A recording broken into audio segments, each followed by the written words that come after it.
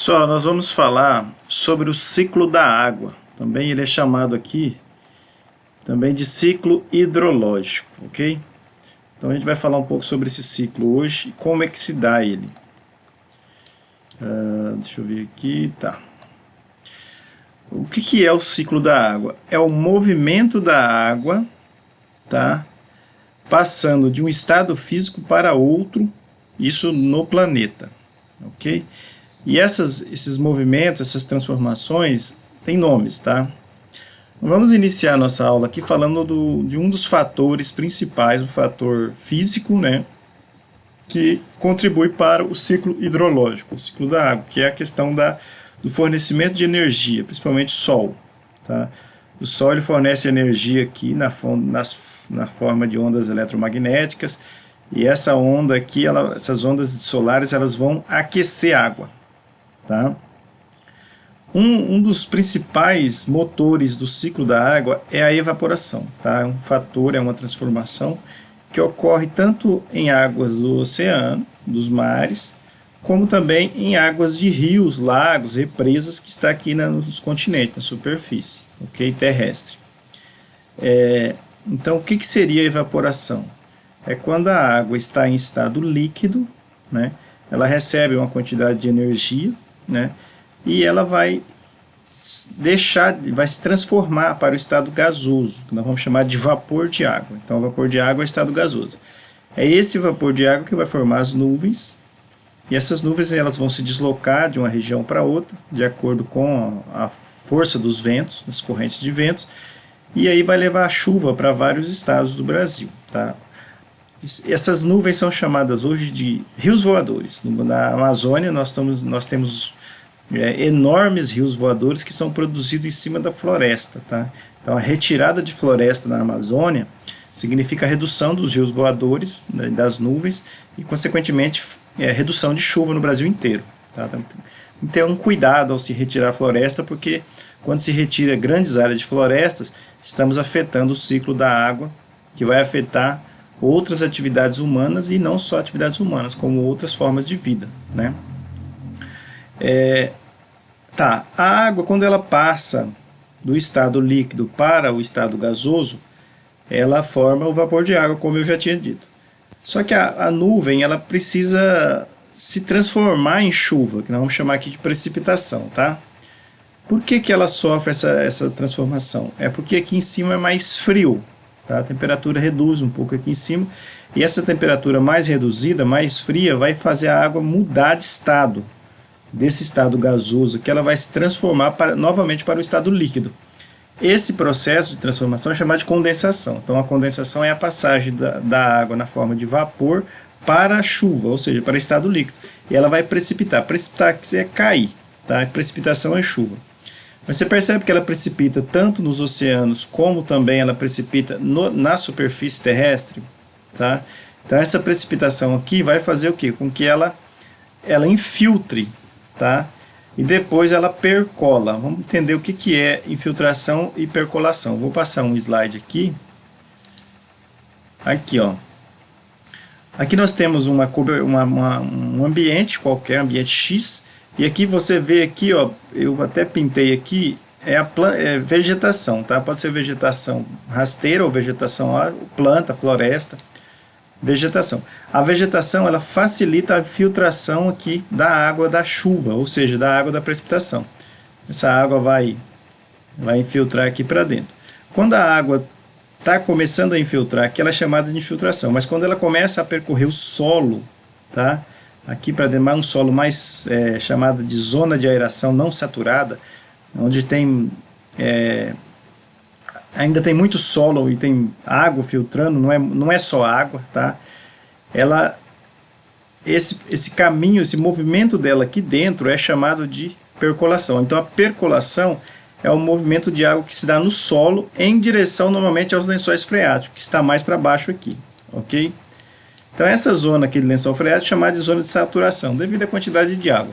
Vocês percebem aqui, ó, que tem o quê? Um movimento desse lençol de água em direção a lagoas, em direção a rios, em direção ao mar. Então a água, ela está fazendo o quê? Ela está circulando, ok? Esse movimento aqui, ocorre nos lençóis freáticos, do lençol freático em direção à superfície, ok?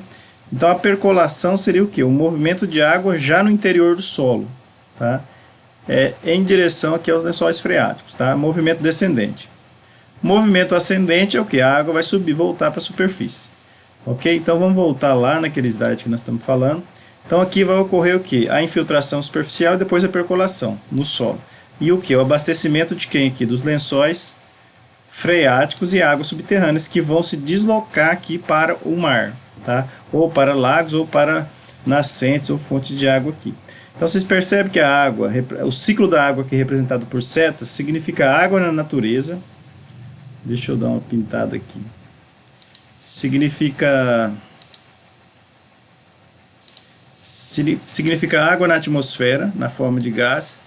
Aí depois significa água líquida, principalmente em oceanos, mares, lagoas, represas, né?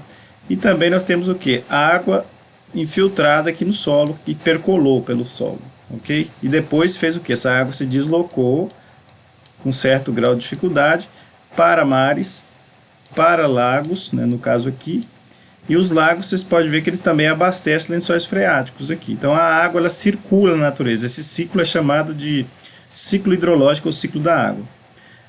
Existe uma forma do ciclo da água que é chamada de sublimação.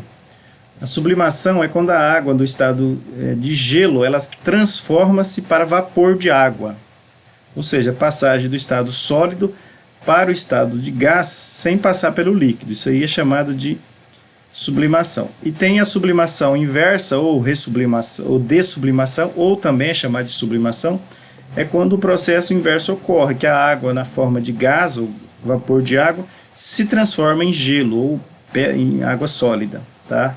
Essa é a dessublimação, ok? Uma fonte de água em gelo aqui que se transforma em água líquida são as geleiras, tá?